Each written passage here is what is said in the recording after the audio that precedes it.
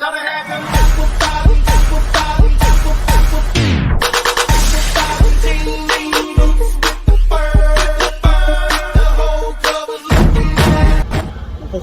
up, everybody? Hey, it's Phil from Walmart, Right Lane Trucking, coming at you this early morning, evening, however you want to look at it. So if you clicked on it because you thought I was involved in an accident or a rollover, sorry, I wasn't. But I'll talk about that in a minute and why I put that title on there. All right, so my day, I left you yesterday. I'm going to wrap this up quick because I really didn't have much activity today. My day started in Nyack. I had a trailer on my back. It was a grocery remix. Grocery remix, if you're following along, is basically grocery products, dry products, and it's in a dry van. And you deliver it to the stores just like any other product. Now, this one had 2 stores in it. First one was in series. They had 8 pallets. They wanted the whole trailer. I said, I'm sorry, I can't give it to you. That's something you'll have to talk to McCarran about if you need more product. Now, the other store was in Kerman, California. Kerman, K-E-R-M-A-N, California. And they had 16 pallets. First one, man, hands off to this team. I backed up to the dock, and I think I was back in my truck in 14 minutes. 8 pallets. I used the restroom. They got me unloaded, and voila, I was back in the truck. From the time I got out of the truck to walk in, 14 minutes. I think that is an all-time record. I mean, for 8 pallets, right?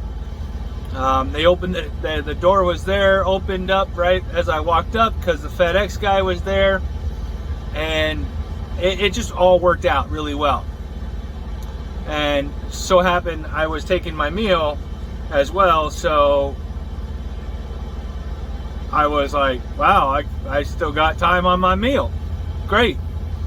So I thought, wow, I'm gonna be blowing this out of the water today, because yours truly hit that snooze button a little bit too much and didn't get started at 9 something in the morning like he thought he was going to.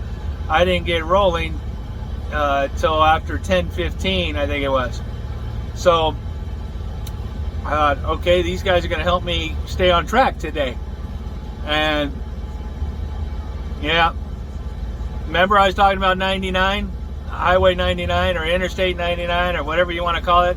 I call it a highway only because it doesn't have, it's not marked like, it's a highway according to the state standards.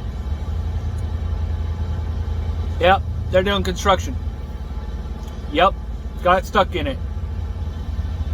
Bumper to bumper for a long period of time. So needless to say, I didn't get to my second store until at least 4:15, and I had an ETD at 4 o'clock. Yeah. It is what it is, guys. That's trucking, right? The good thing is the ETD is something I put in. I put that in, not the company. So they're not judging me on and grading me on my ETD and whether I made it on time. They're grading me on, did I get the load to the store on time? That's what I'm being graded on. And so anyway, on my way to Kerman, I got a message that came across. Hey Phil, I put a empty movement to Red Bluff, not McCarran, Red Bluff, because they need to get something off the camera, the serial number or something like that. We're having problems with the camera. It's registering that we're somewhere else and we're not, and so they want to get it fixed, and I don't blame them. because whoever is in there is doing some stuff that's wrong, and it's coming back and hitting this tractor. Sorry, the yard goat just went by. He's got all his lights on in the back of his goat. Lit me up there. But yeah, I want to get it fixed. I said, there's a serial number on the side of the camera? Is that something I can give you right over the phone? I don't mind going to Red Bluff, but you know, it's going to be a while. So yeah, from Kerman to Red Bluff is 295 miles. And I think it took a little detour, added a few more miles to avoid 99. And I'm the captain of the ship, and I made a decision that I am not going to get caught in traffic and the road conditions and everything else going up 99. Because if I went up north 99 at the time I was leaving at 5 something, I was definitely going to hit more traffic going through Madera, going through Merced, going through Turlock, going through Ceres, going through Modesto, Ripon, all those places, and then getting up towards Sacramento and Stockton, that area, Stockton, Sacramento. I was going to get all kinds of traffic. So I made a decision to go up 99 until I got to 152. I took 152 to Los Banos and went through Los Banos and then up I-5. I-5, I've had nothing but good luck going I-5. It's generally less traffic, less on and off ramps, less cities to deal with. Traffic usually goes a lot smoother, and it did. So did I make a good decision or did I make a bad decision? I added extra miles onto my trip, and you would say that took longer, but the traffic conditions, I probably wouldn't be where I'm at in Red Bluff right now had I took 99 and I'd taken 99. So it is what it is, right? I made it to Red Bluff, and I had 9.5 minutes left on my 11-hour clock. 9.5 minutes, guys. So I had extra time on my 14, but I had 9.5 minutes. So I got a total of 10 hours, 50 minutes, and 29 seconds. So I got a lot of windshield time today. You can tell with those only two stores, and them being so far away from where I was, and then coming all the way up to Red Bluff. I got a lot of windshield time today. So I'm not complaining. Not complaining whatsoever. I like to drive, and heck, I probably could have drove further. Probably could have drove to Redding. I probably could have drove, I don't know. You know, but the law is the law, and I had to get it stopped before my 11th hour of driving. Now, I was concerned that I wasn't going to make it here, and I really wanted to get here to get the mechanics to look at the camera before tomorrow morning, so I don't have to deal with it in the morning. I am still going to call down to Sacramento Dispatch and find out if that's the serial number they want. These two guys didn't seem to know exactly, you know, everything. I mean, he said that it's the W number. The one guy said he's had another tractor that had problems, and it was registering that the tractor was in New York, or the driver was in New York, and there's no way that guy was in New York with that tractor. So I don't know if it's the same tractor number or the same serial number, and they're just cross-referencing the wrong one. I don't know, but I don't want somebody looking at any one of us as doing something wrong unless we really did something wrong.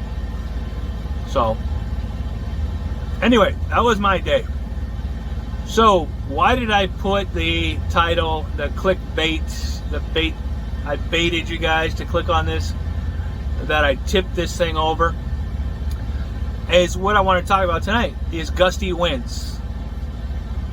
Okay, so I got off of as I'm getting off of 152, there's a sign flashing, and any good trucker reads every single sign. Every car driver should read every single sign, but they don't.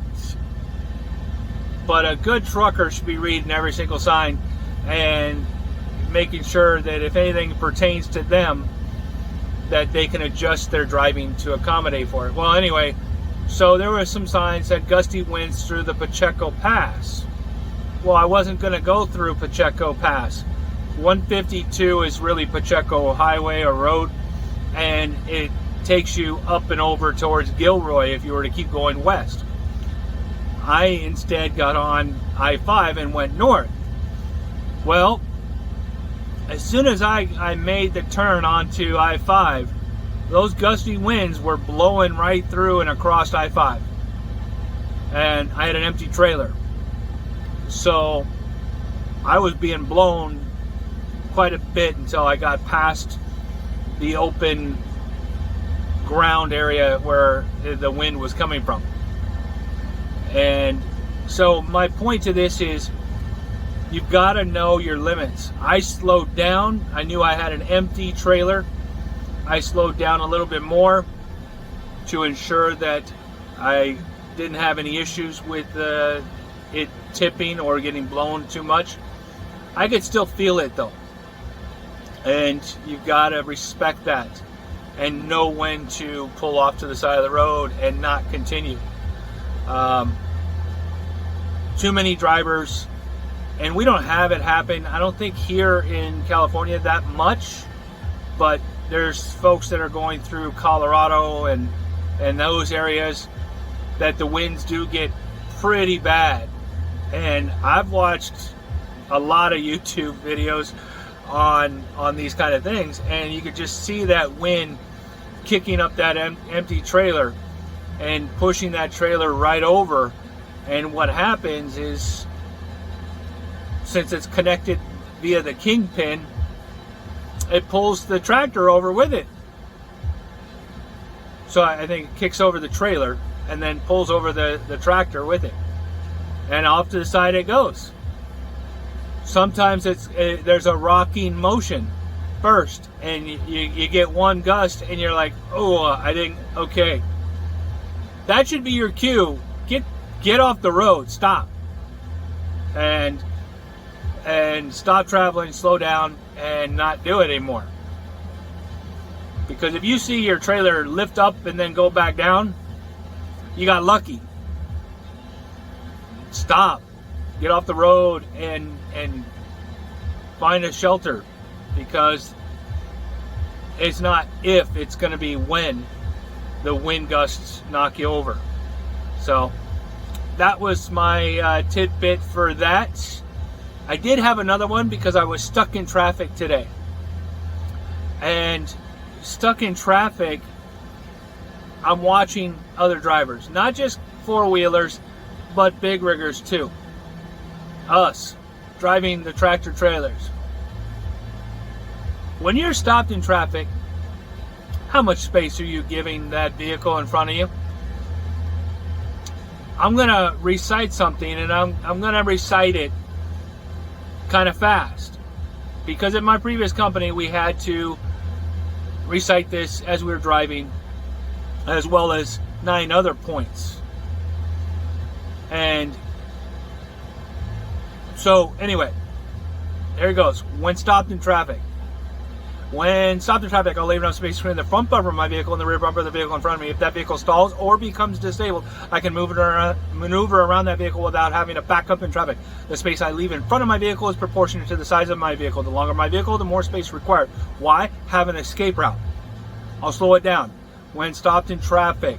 When stopped in traffic, I will leave enough space between the front bumper of my vehicle and the rear bumper of the vehicle in front of me. how much is enough space? Well, you got to judge that, right? You got to know if you're a somebody that hauls sets around, you can probably get around it a little bit better than somebody that's hauling a 53-foot trailer around.